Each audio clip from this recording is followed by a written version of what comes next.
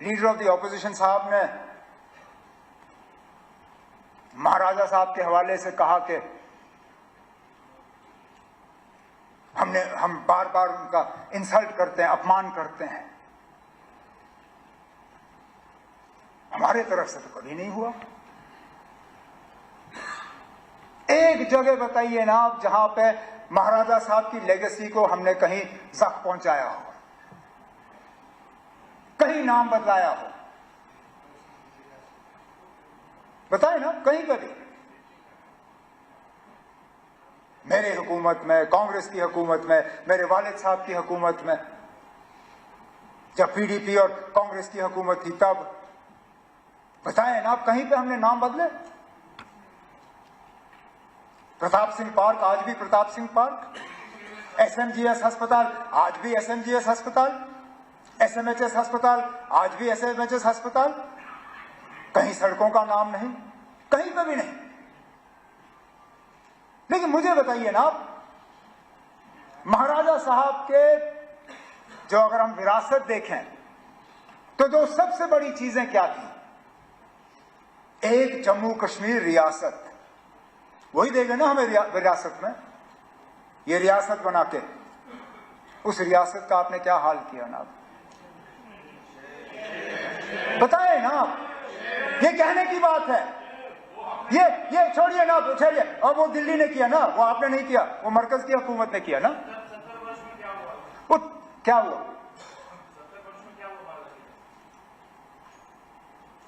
विरासत मैं विरासत की बात कर रहा हूं ना। अब महाराजा बहादुर ने विरासत में जम्मू कश्मीर का एक नक्शा आपको दिया। चलिए, एक हिस्सा पाकिस्तान के पास में, उस पर भी आज फॉरेन मिनिस्टर साहब ने कहा कि हम वापस लेके आएंगे। किसने रोका? मुझे बताइए ना, किसने रोका? हमने कभी कहा कि मत लाओ? कभी कहा? हम कहते हैं अगर लाना है तो लाइए। अच्छा, यहां पे तकरीरों में कांग्रेस को आड़े हाथों लिया गया। आपने हाजी पीर छोड़ा, आपने ये छोड़ा, आपने वो छोड़ा। खुद बताइए ना आप, जब करगिल का वार हुआ क्या वापस लाया? वो मौका था ना, लाते। मौका मिल गया था, बहाना था आपके पास। पाकिस्तान ने हमला किया था, अगर लाने का इतना शौक था उस वक्त लाते। नहीं लाए, चलिए कोई बात नहीं, उस वक्त नहीं हो पाया। आज अगर ला सकते हो लाइए ना। हम में से कौन सा ऐसा है जो कहे ना लाए? ला सकते हो तो लाइए। लेकिन उसके साथ साथ जब आप वो नक्शा देखते हो ना जम्मू कश्मीर का, उसमें जम्मू कश्मीर का एक हिस्सा पाकिस्तान के पास है, ठीक, लेकिन एक हिस्सा चीन के पास भी है। उसकी बात क्यों नहीं होती? उसका जिक्र क्यों नहीं होता? जब आप लाएंगे ना, मेहरबानी करके जब ये थोड़ा सा हम पे एहसान करिए, जब उस तरफ का लाएंगे तो जो चीन के पास है ना वो भी लाइएगा। लेकिन चलिए, वो दो हिस्से जो चले गए वो छोड़ दीजिए। जो महाराजा साहब ने जम्मू कश्मीर का नक्शा बनाया था उसके भी आपने दो हिस्से किए, लद्दाख को अलग किया। अब आप कहते हो लद्दाख के लोग ये चाहते थे। कभी पूछा आपने उनसे? कभी मालूम करने की कोशिश की? पहले दिन से करगिल के लोग इस फैसले के साथ नहीं थे, ठीक। आज अक्सर बेशतर लद्दाख की आबादी जो है, बौद्ध आबादी, वो भी इस फैसले के साथ नहीं है। आज जिन लोगों ने 5 अगस्त 2019 को मिठाइयां बांटी थी, आज वो भी कहते हैं कि शायद इससे बेहतर तो हमारी हालत जम्मू कश्मीर के साथ ही बेहतर थी। तो पैदल आए लेह से दिल्ली अपने हकूक हासिल करने के लिए। तो वो विरासत का जो हमें मिला था वो भी नहीं रहा। और विरासत में महाराजा साहब क्या छोड़ गए हमारे लिए? स्टेट सब्जेक्ट लॉज, कि हमारी जमीन हमारी, हमारी नौकरियां हमारी। कहां है वो लॉज ना? कहां है वो कानून? आज आपकी जमीन पे आपका क्या हक है ना? कोई भी आके ले लेगा। आज आपकी नौकरियों पे क्या हक है आपका? इससे अच्छा तो हिमाचल का हाल है। हिमाचल में फैक्ट्री लगती है तो वहां कानूनन 70% जो है मुलाजिम हिमाचल के होने हैं। वहां अगर होटल लगता है तो 70% मुलाजिम हिमाचल के होते हैं। आप बताइए ना कौन सा ऐसा कानून यहां पे है?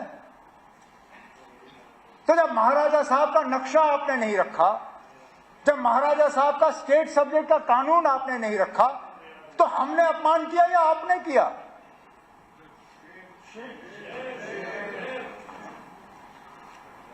लेकिन चलिए कर लिया। फिर 13 जुलाई पे आप नाराज हुए, आपने वो अल्फाज इस्तेमाल किए जो स्पीकर साहब ने मजबूरन उनको एक्सपंज करना पड़ा।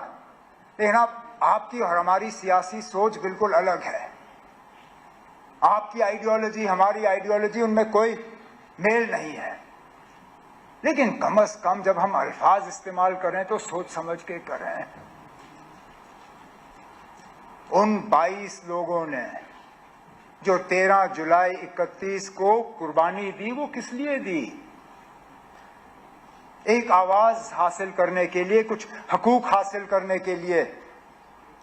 और अगर उनका वो करना गलत होता, महाराजा साहब ने उनकी कुर्बानी के बाद जो कदम उठाए, क्यों उठाए? जो विजिलेंस कमेटी बिठाई गई, जो जस्टिस दलाल कमीशन बिठाया गया, क्यों बिठाए गए? जो उस कमीशन के बाद इलेक्शन का अनाउंसमेंट हुआ, जो इलेक्शन करके प्रजा सभा बनी, वो प्रजा सभा आखिर में जम्मू कश्मीर की असेंबली बनी। अरे नाब, जिन कुर्बानियों के बुनियाद पे ये असेंबली कायम हुई, उनके बारे में भी हम इज्जत से 2 शब्द इस्तेमाल नहीं कर सकते। उनकी सिर्फ इतनी खता है कि वो मुसलमान थे, इतनी खता, ये मानिए आप। क्योंकि बाकी मुल्क में जहां शख्सी राज के खिलाफ आवाज उठी, वहां पे किसी ने उनको गद्दार नहीं कहा। लेकिन यहां पे क्योंकि वो मुसलमान थे और जमहूरियत के लिए लड़ रहे थे, हमारे मुंह से उनके बारे में इस तरह के अल्फाज कितनी आसानी से निकलते हैं। अब मैं बाकी इतिहास हिस्ट्री में नहीं जाऊंगा, क्योंकि मैंने तारिगामी साहब की तकरीर के बाद उनको एक पर्ची भेजी। मैंने कहा ना, आपने तो मेरी आधी तकरीर मुझसे ले ली, जो आपने पूरा हिस्ट्री का हमें यहाँ पे सुना दिया, तो मैं उसी को अपनी तकरीर समझ के तारिगामी साहब की बात जो है उसको ओन करता हूं। लेकिन आप ये मानिए, आप चाहे आप 13 जुलाई की छुट्टी रखें ना रखें, चाहे आप 5 दिसंबर की छुट्टी रखें ना रखें, उन लोगों की कुर्बानियों को यहाँ के लोगों के दिलों से कोई निकाल नहीं सकेगा। आपको क्या लगता है ना, 5 दिसंबर की छुट्टी हटा के शेर कश्मीर का जो उनकी कद है वो कम होगी? अरे नाब, अगर आपने हमसे पूछा होता, मैं अपनी मर्जी से वो छुट्टी छोड़ देता। मेरे साथी, पता नहीं उनको याद है या नहीं है, जब मैं वजीर आला था पिछली बार, मैंने अपने साथियों से उस वक्त कहा कि हाँ, मैं 5 दिसंबर की छुट्टी छोड़ना चाहता हूं। सलाखिया साहब गवाह हैं। मैंने कहा इस जम्मू कश्मीर में छुट्टियां बहुत ज्यादा हैं, मैं छुट्टियां कम करना चाहता हूं। लेकिन अगर मैं बाकी छुट्टियों को काटना शुरू करूंगा, ये लोग मुझे कहेंगे कि देखो, अपने दादा की छुट्टी तो रखी, बाकियों को काट गए। तो मैं पहले शेर कश्मीर की छुट्टी जो है 5 दिसंबर वाली निकालूंगा, फिर हम और छुट्टियां जो है कम कर लेंगे। क्योंकि मुझे मालूम है शेर कश्मीर की शख्सियत जो है वो 5 दिसंबर की छुट्टी से नहीं है। उन्होंने जो जम्मू कश्मीर के लिए किया वो कोई मिटा नहीं सकता।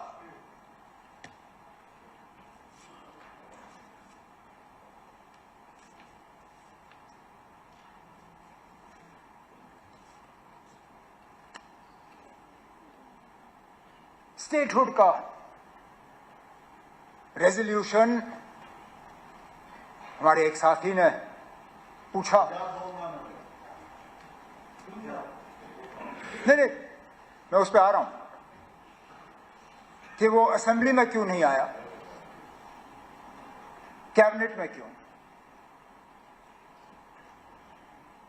असेंबली में सिर्फ इसलिए नहीं लाया गया क्योंकि हमें तो ये शक था कि यहां पे कोई ऐसी पार्टी या कोई ऐसा शख्स नहीं है जो स्टेटहुड के हक में नहीं है। लेकिन अगर सजाद साहब को शक है कि यहां कुछ लोग ऐसे हैं जो स्टेटहुड के हक में नहीं हैं, लाएं रेजोल्यूशन। में आज कहता हूं ना, हमारे तरफ से सारे मेंबर उसके हक में वोट डालेंगे। वैसे भी शायद कल या परसों इन्होंने वैसे भी हाथ ऊपर करवा के 2 रेजोल्यूशन तो यहां पास कराई थी, ये वाला भी पास करा देते, हम अभी हाथ ऊपर कर लेते। नहीं ना, ये वाला अब इनसे बात करके करवा लीजिए, लाइए ना, इनसे मशवरा कर लीजिए, आपके वहां बैठे हुए हैं, लाए ना, हमें कोई एतराज नहीं है। लेकिन उसके साथ साथ जब तक हमें स्टेटहुड वापस नहीं मिलता तब तक गवर्नेंस पे क्लैरिटी के लिए जो बिजनेस रूल्स जो हैं उन्हें फ्रेम करने की जरूरत थी। अब बेशक थोड़ा वक्त लगा, लेकिन कल रात को कोई 8 बजे के आसपास हमने कैबिनेट की मीटिंग की। हमारे बिजनेस रूल्स जो हैं वो फ्रेम हो गए हैं, कैबिनेट ने उनको मंजूरी दी है। उस मंजूरी को अब लेफ्टिनेंट गवर्नर साहब के पास भेजा हुआ है और उम्मीद की जा रही है कि उस पर जो है मंजूरी दिलवाई जाएगी, ताकि कम से कम जब तक ये सिस्टम जो है हमारा है, मैं तो मान के चल रहा हूं कि टेम्पररी है, लेकिन जब तक है ठीक तरह से चलना चाहिए, कोई कंफ्यूजन की गुंजाइश रहनी नहीं चाहिए। वो कंफ्यूजन कम हो, उसके लिए ये जो बिजनेस रूल्स हैं ये चलें आगे तो अच्छा है। प्रभात खबर.com, विश्वास वही, रफ्तार नहीं।